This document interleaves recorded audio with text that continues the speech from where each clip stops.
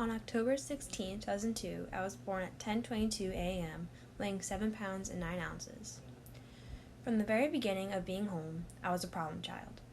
While I was not always in and out of the hospital, I was constantly sick and I was never able to keep anything down, whether it was milk, formula, or simple baby food, months after I was born. After trying dozens of formulas, we finally found one that worked. Of course, it had to be the one right before the prescription formula, which would have been cheaper than the formula that I needed. After being on the formula for a while, I was starting to be able to have a few more things in my everyday diet, unlike my brother who had no issues and was eating baby cereal after 3 weeks of being born. Even when my parents were so tired for me constantly being hungry because I couldn't keep anything down, they were so thankful that I was there, even if it was slightly torturous at some points, and were so happy. Just like in the song God Gave Me by Blake Shelton. The love that was present between me and my parents was more than enough to last 2 lifetimes.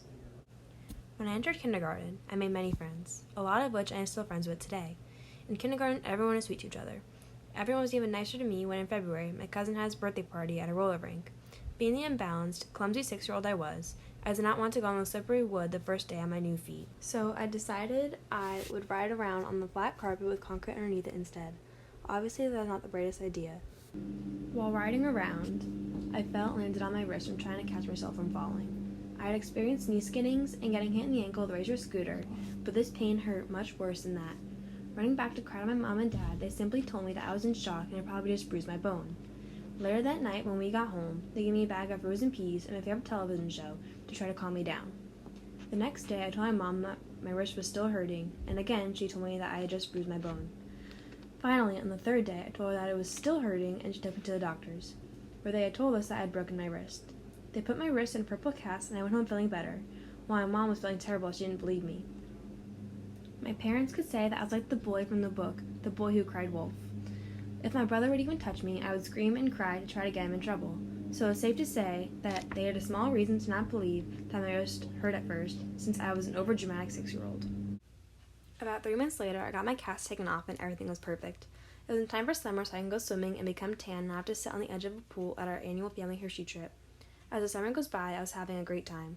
I was doing gymnastics on the competitive team, and I made what I thought was, at the time, a huge accomplishment. I had climbed to the top of a rope without any help or giving up halfway through. As I was showing my mom I could do it, and I reached the top of the rope, I decided my arms and legs were tired. After climbing down only a few feet, I had let go and plummeted to the floor, screaming and crying yet again while holding my ankle this time. My mom was not taking any chances, and she brought me to the orthopedic right away. When this was my second visit to the orthopedic in 6 months, they started to believe that my parents had been abusing me. Of course, this was not the case. The doctors were probably thinking that I was like Dawson Cole in the movie The Best of Me, who was abused by his father at a young age. They may have thought that we shared more than just abuse, maybe even neglection. They may have been thinking that I was from a broken home, when it was exactly the opposite. I was in a loving home that let me try so many new things. It just so happened that I hurt myself experiencing a few of them. When I was in 5th grade, I faced the hardest thing I have ever gone through. My grandma passed away from colon cancer. Being 11 years old when she passed away, I have always felt that I was robbed of my time with her.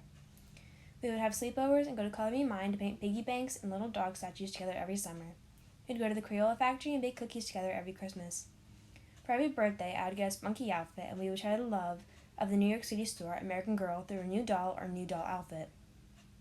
When I had first found out that she was sick, I didn't know how to react, but I always had hope that she would make it through it.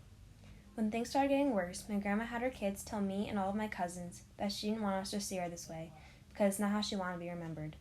Her appetite started to lower, but she always drank a protein drink every day so she didn't become malnourished. Every bottle of them would have one of my 13 cousins' name on them to symbolize the wedding day that she would be there for. When she finally passed away, it broke everyone. No one could not be filled with sadness for weeks and weeks after. Me and her cousins, being only 6, did not know how to respond. They knew that they should be sad, but they didn't have the same emotional connection that I or my older cousins had built with her over the years. Being the oldest girl in the family, I had to try to console the other 2 younger girl cousins, not leaving much energy or room to grieve. After her passing, I heard a song on the radio that made me start sobbing because it was exactly how I was feeling. The song was See You Again by Carrie Underwood. When I heard the song, I couldn't stop singing it because it portrayed the same emotions I was feeling. The song became my outlet. I listened to it every morning and every night. It was the perfect thing for what I was going through. Every May 30th, I listen to that song just to find a sense of peace in the storm that is life without her. In the beginning of 8th grade, one good thing happened and one bad thing happened. The bad thing was my mom was diagnosed with stage 0 thyroid cancer. Again, not a very easy thing to go through. But in the midst of her medical issues, I found my best friend who stood by me through it all. My mom was told that she needed her thyroid taken out before the cancer could spread to her lymph nodes. After she had the surgery done, there were months of side effects from an organ being removed from her body and the several medications that she was on. For a few months, the woman that was driving me to school and to friends' houses was not my mom. This had completely changed my outlook on life. I learned to enjoy the little things in life while they were still there, because they may not be there tomorrow. Having my best friend by my side every day made this whole experience a lot easier because he had been through the same type of thing. Trying to deal with our realities together had brought us even closer together. I had other friends who were there for me, but they had no idea what exactly I was going through and feeling. After 2.5 years, my mom is herself again, which brings me and my family joy every single day, and my best friend is still by my side. When we all hear the song, Chicken Fried, sung by the Zac Brown Band, all of us feel so happy because it's about enjoying the little things in life that brings everyone joy. Life is not about buying stuff to build you up after you've been down. It's about learning to live, facing the obstacles you were given, and still trying to enjoy it in the process.